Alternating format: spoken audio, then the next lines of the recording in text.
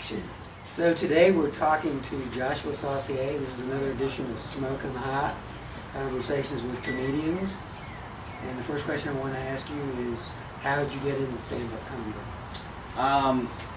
Several of my friends have been doing it a lot longer than I have. Ray Bullock and Greg Richmond in particular. I've known them for close to 10 years each, and they've always been doing it. So it was kind of a, I'd say something funny would be said, I'm like, you should go up on stage. I don't want to. So I kind of started off by writing jokes. They'd say, I'd say something funny. They'd be like, that's great, you should tell it on stage. I was like, you tell it. So I gave away some of my better jokes back in the day, and then first time I was ever on stage was they taught me to do in the Clash of the Comics at the Richmond Funny Bone. I did that, and then the next day I did a guest spot at the 955 Comedy Club. I was hooked after that. I just started going to every open mic. It's a lot of fun.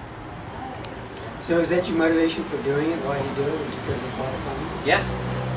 I'm not trying to build a career out of it or figure out how I can, hit that big break, or what can I do to get booked at some club. I don't travel a lot. I like making my friends laugh a lot more than I like making strangers laugh. So I'm a big fan of supporting local stages and going up on them, but to me it's almost like comedy karaoke. I'm not trying to get signed for a record deal. I love doing it. It's a lot of fun. Well, would it be derogatory or unfair to say it's for you it's a hobby? Or? No, it's definitely, for me, it's a hobby. There's a couple of times where other people talk about, how they're trying to make a career out of it and make it bigger, and I kind of feel bad. Like I feel like I'm taking away some of their stage time when they want it more than I do. So I wouldn't feel that way. I mean, I don't normally, but there've been a couple of times where I've had 3 or 4 comedians around me who were trying to figure out how exactly they can be perfect and make the big break and get booked somewhere, and I just think it's fun. That's why I don't do the Clash of the Comics anymore. There's only a limited number of spots, and you got to try really hard and hustle to get on. The people who tend to do that are more interested in trying to show off for the big audience and maybe get noticed, maybe get a guest spot at the Funny Bone, and I don't care as much as they do, so I don't want to steal some of their thunder. Well, I think the irony may be that because you're not trying to make it into a career, you might actually be more relaxed on stage because you're not taking it as seriously.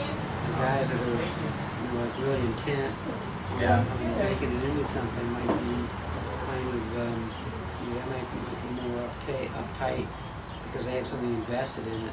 With you, it's like just going up to have fun. That's what people always say. Did you have fun?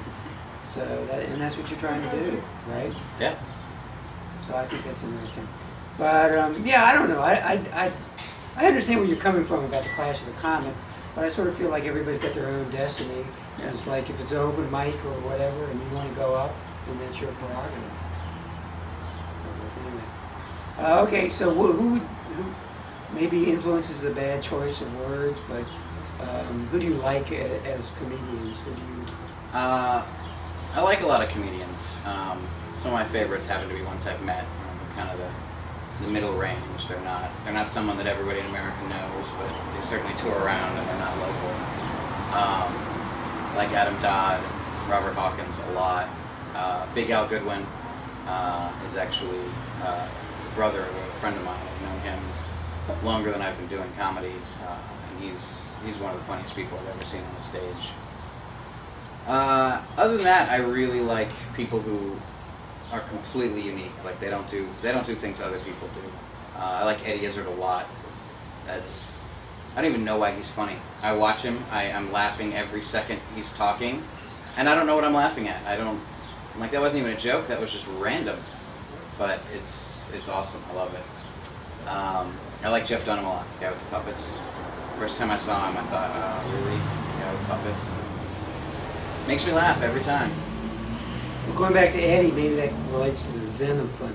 It's like some people maintain it's more like a state of mind or whatever, without being too Star Wars.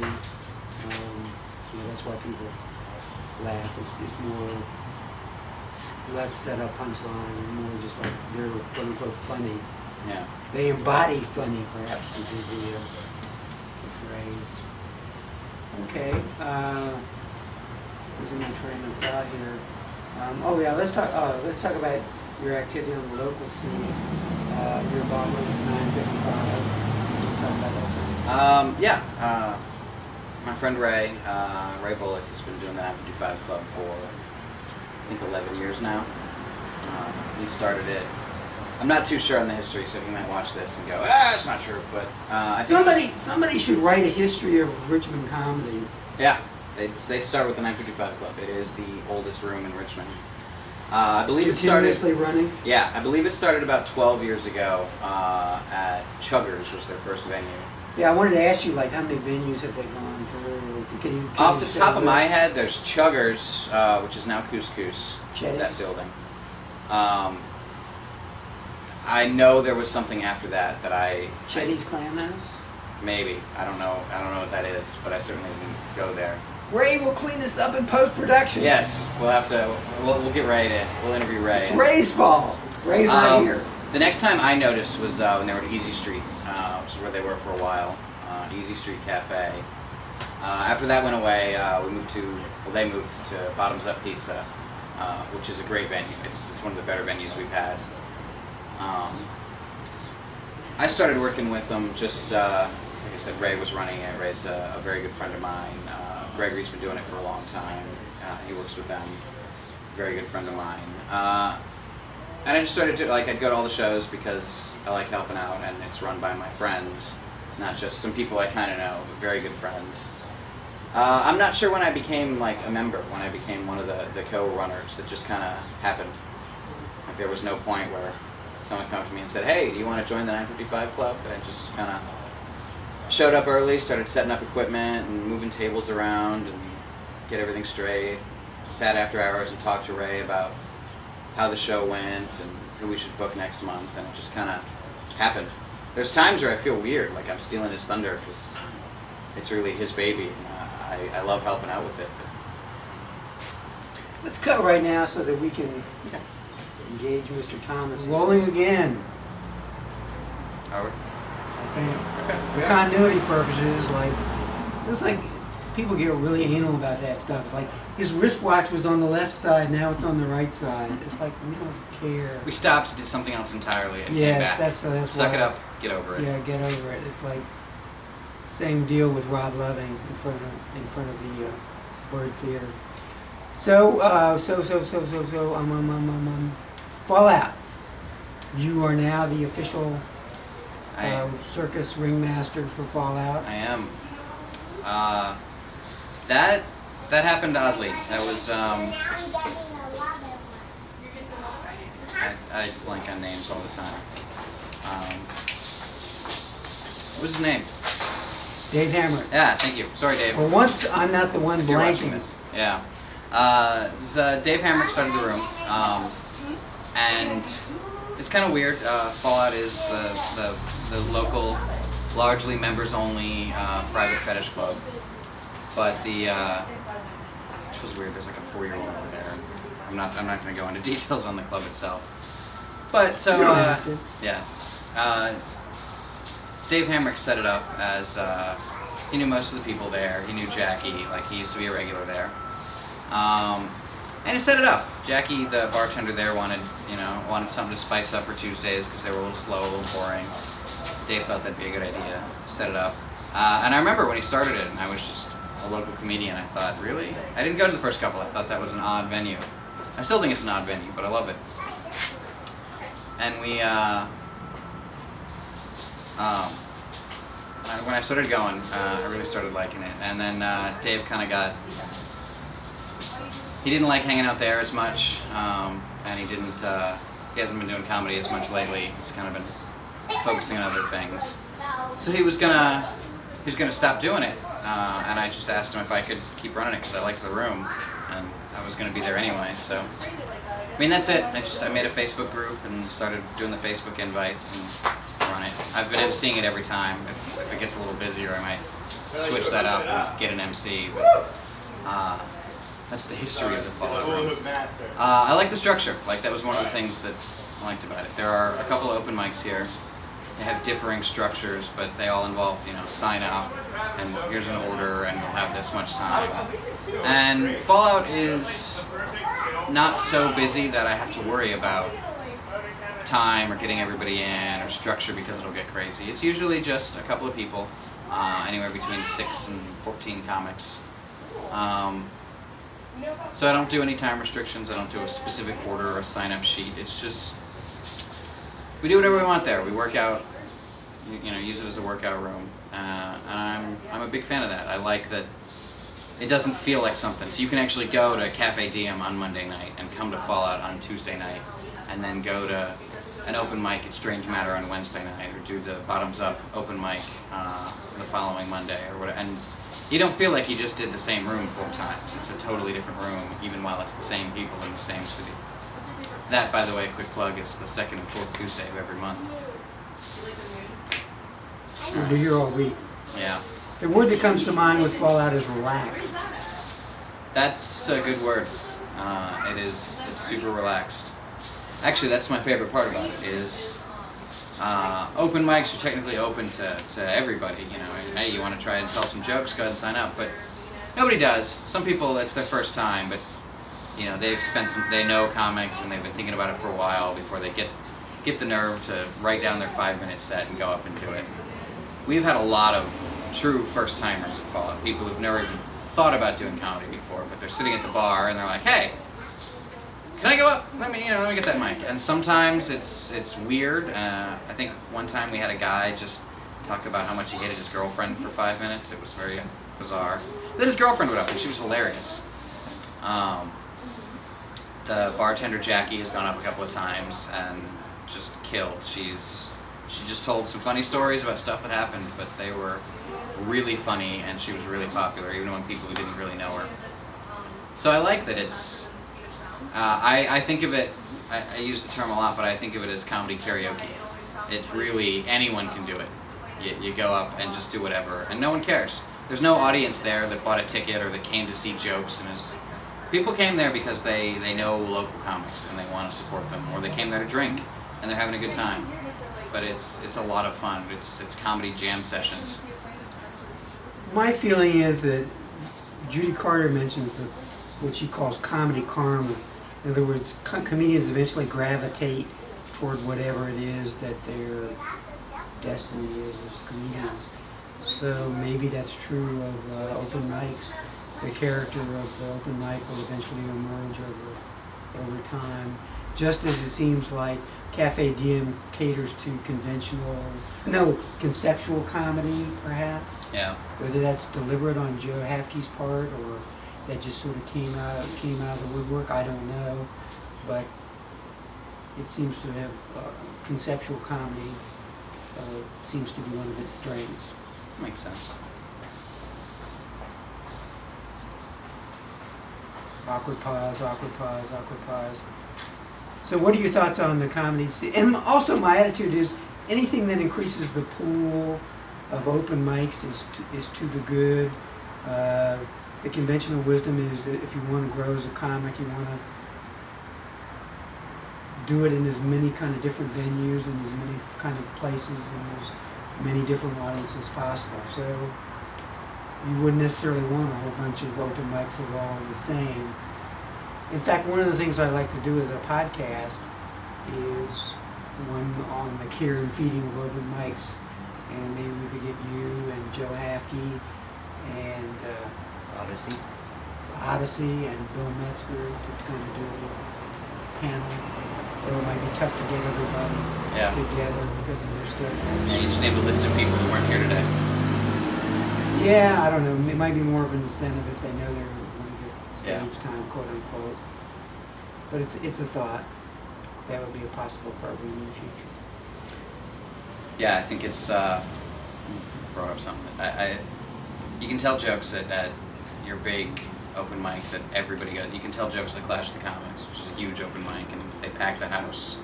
And that's good. That teaches you how to tell jokes on a real stage with a bright spotlight and a powerful sound system, strict rules at a real club with an audience that isn't necessarily there to see you, but they are there to see jokes.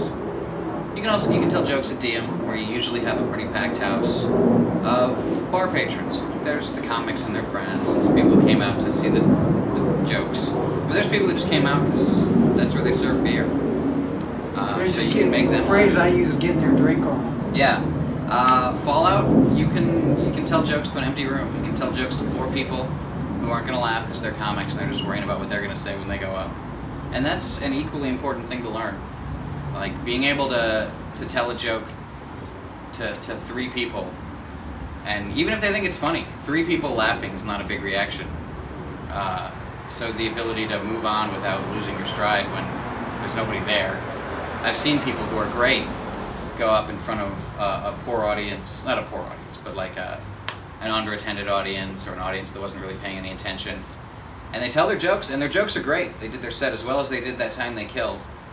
But they lose their stride when they start talking and there's nobody there and no one's laughing, and they're like, oh, that didn't do well. I'm just thinking, yeah, it did great. The 4 people who were here laughed. I don't know what you wanted. Yeah, I did a set of Wabi Sabi earlier this month, and I don't know whether it was a good idea to do it, but I wasn't doing that well, and I just basically gave up. Yeah. So, I would normally not like to think that I would do that, but I did. I just, that's Judy Carter says that's a valid strategy. Just get off the stage. So I did. Yeah. So what are your thoughts on the Richmond comedy scene in general? I think it's great. I have not experienced the non-Richmond comedy scene much.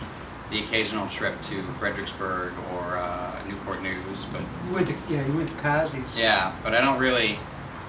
I went to Kazi's once, and it wasn't very busy. I can't really say I now know the Newport News comedy scene based on that. That's because that was the first time they'd ever had an open mic on the 3rd Thursday of the month. Okay. I'm just guessing. Yeah. I don't know. But the one on the first, I've only been to 2. The one on the first Thursday of the month was like pretty packed, with 50 people or something. Yeah. Awesome. But yeah, I've noticed that because there are a lot of people who are from other places or who do travel around a lot, and I can base on their reactions that the Richmond comedy scene is great. From everything I've seen and everything I've heard, we're more supportive than a lot of other, we get all our comedians together and we talk about stuff that matters to us. There's not as much, I gotta get my stuff and be better than all these people, and so I can't give them notes because I don't want them to do well. We try and get everybody to succeed. We all support each other's shows. I run an open mic. I work with another open mic, and I still go to the open mics that I have nothing to do with. I go to every one of them and perform. So it's very supportive, and that's not just comedy. I don't know what it is.